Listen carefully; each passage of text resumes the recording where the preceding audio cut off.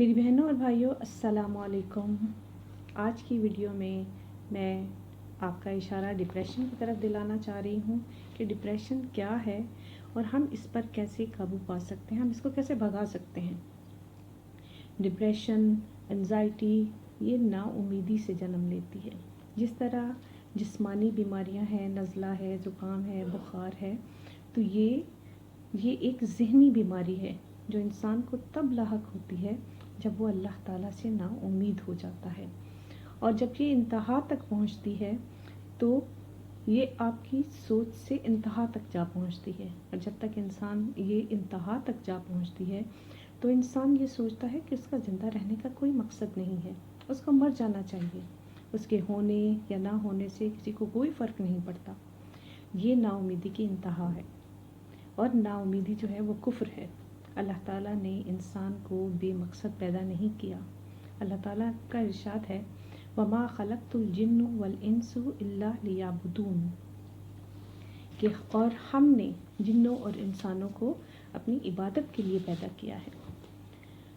इंसान के ऊपर डिप्रेशन का हमला तब होता है जब वो अल्लाह ताला से दूर हो जाता है, अल्लाह से उसकी उम्मीद ख़त्म हो जाती है। अल्लाह से दूर होकर वो ये सोचने लगता है कि अगर ऐसा हो गया तो क्या होगा, वैसा हो गया तो क्या होगा। हम लोगों को इस बात का यकीन होना चाहिए कि अगर हमसे कोई चीज़ छिनती है या हमारा कोई नुकसान होता है तो अल्लाह ताला हमें उससे बेहतर अता करता है। ये उम्मीद इंसान को ये उम्मीद जो है ये बहुत ज़रूरी है। और हमें अपने रब से हमेशा अच्छा गुमान रखना चाहिए। इसलिए मैं एडवाइस करना चाह रही हूँ कि हर वक्त अल्लाह ताला का ज़िक्र अपनी ज़ुबान पर रखें, अल्लाह ताला का शुक्र अदा करें और अल्लाह ताला पर भरोसा रखें। डिप्रेशन कभी आपके नज़दीक भी नहीं आएगा अगर आप अल्लाह ताला का शुक्र अदा करना सीख जाएंगे और अल्लाह से ही मांगेंगे। यकीन करें, किसी इंसान से उम्मीद लगाएं तो वो आपकी कभी उम्मीद पर पूरा नहीं उतरेगा। और अगर अल्लाह ताला से आप उम्मीद लगाते हैं तो अल्लाह ही इंसानों को वसीला बना देता है। अब मुझे इससे एक वाक़या याद आ गया कि एक बेवा औरत थी जो अकेली रहती थी और उसका कोई ज़रिया माश नहीं था। अब उसका एक पड़ोसी जो था वो नॉन मुस्लिम था। अब वो अक्सर जब उससे हाल पूछा करता तो वो कहती, अल्लाह का शुक्र है, अल्हम्दुलिल्लाह, जो सब देखता है, जो सब करता है, जो राज़िक है। अब उसको ये पता था कि इसके पास कमाई का ज़रिया कोई नहीं है। उसने उसकी तरफ राशन भेजा ये जतलाने के लिए, ताकि मैं इसको बता सकूं कि ये राशन तुम्हारे रब ने तुम्हारी तरफ नहीं भेजा, ये मैंने भेजा है। जब उसका नौकर हर चीज़ लेकर उसके पास गया, उसने बिस्मिल्लाह रहमान रहीम पढ़कर हर चीज़ ले ली कि क्या आप मुझसे ये नहीं पूछेंगी कि ये किसने भेजा है। तो उसने बड़े आराम से ये जवाब दिया कि रोज़ी और राज़िक रसां तो मेरे रब की ज़ात है। मुझे ये पता है, मैं क्यों पूछूं कि ये किसने भेजा है। मुझे ये पता है कि अगर वो किसी शैतान को भी हुक्म देगा, उसको भी मेरी तरफ भेजेगा, तो वो मुझ तक पहुंचाएगा। अल्लाह ताला वसीला किसी को भी बनाए, मुझे उससे कोई सरोकार नहीं है। मुझे ये पता है कि ये रिस्क, ये रोज़ी, ये सब कुछ मेरे रब की तरफ आई है।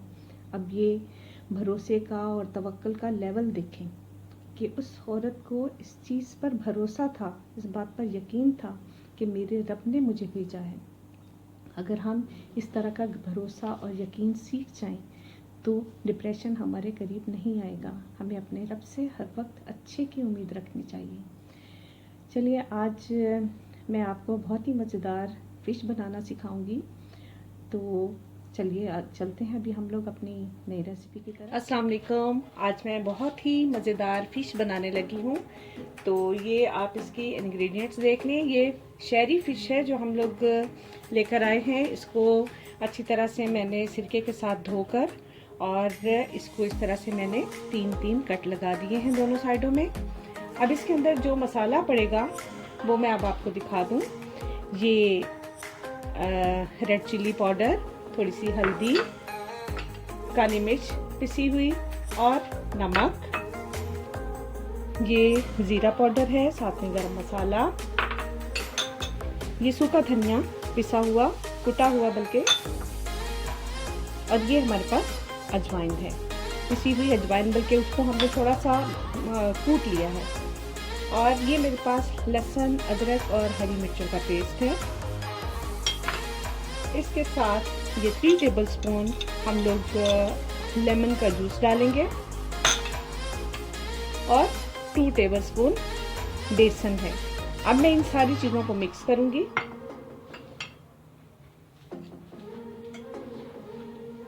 सबसे पहले इसमें हम लोग लहसुन, अदरक और हरी मिर्चों का पेस्ट डाल देते हैं।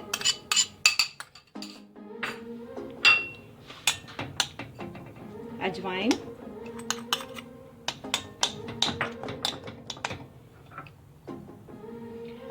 हल्दी और लाल मिर्च, जीरा पाउडर और गरम मसाला पाउडर, काली मिर्च और नमक हस्बे जायका। ये मसाले सारे हस्बे जायका हैं। जितना अगर आपको जितना टेस्ट आप लोगों को पसंद हो उतना ही इसमें आप डाल सकते हैं। इसमें डलेगा सूखा धनिया कुटा हुआ। 2 टेबलस्पून इसके अंदर हम लोगों ने बेसन डाल दिया। बेसन हम लोग इसलिए डालते हैं ताकि जो मसाला है वो अच्छी तरह से फिश के साथ चिपक जाए। और ये हमारे पास 3 टेबलस्पून लेमन जूस है। अब इस सारे मसाले को हम लोग अच्छी तरह से मिक्स कर लेंगे।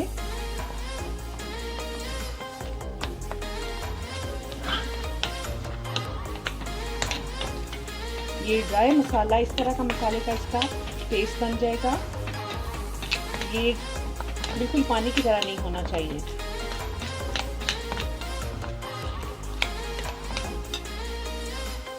अभी फिश पे हम लोग मसाला लगाएंगे। ये देखिए, इसके जहाँ पे हमने कट लगाए हुए हैं उस कट के अंदर पहले भरेंगे अच्छी तरह से मसाला, इसके अंदर भरेंगे। और इसके बाद ये मैं चम्मच के साथ इसलिए लगा रही हूँ कि इसके अंदर जहाँ पे कट लगाते हैं वहाँ पे कांटे निकल आते हैं और हाथ में कांटा चुभ भी सकता है। और इसके जो ऊपर है मसाला वो हम लोग पूरा अच्छी तरह से हाथ के साथ लगा देंगे।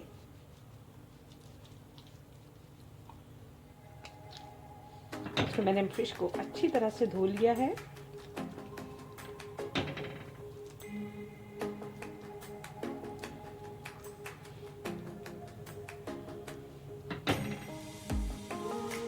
इसी तरह से हम सारी फिश के ऊपर मसाला तैयार लगा के रखेंगे और उसको 2 घंटे के लिए मैरिनेट करने के लिए रख देंगे।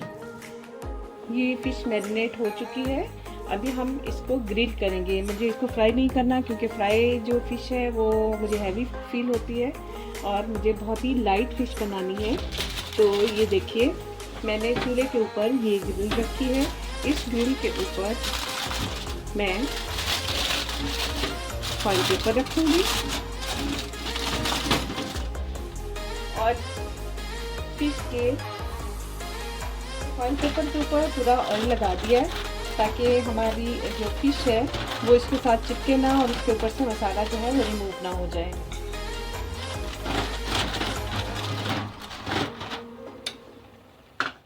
ये ऑयल थोड़ा सा गरम इसके ऊपर हो चुका है।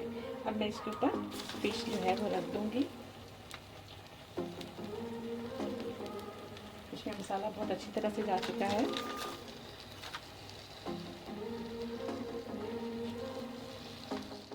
ये एक साइड से फिश जो है वो पक चुकी है और इसको मैंने पलट दिया है। अभी दूसरी साइड से पकेगी तो इंशाल्लाह ताला बहुत ही मज़ेदार फिश तैयार हो जाएगी। इसकी बहुत अच्छी खुशबू आ रही है। इसके लिए अभी मैं साथ में चटनी तैयार करूँगी। जब तक ये पक जाए तो फिर आपको दिखाऊंगी कि इसकी आखिरी लुक जो है वो कैसी है।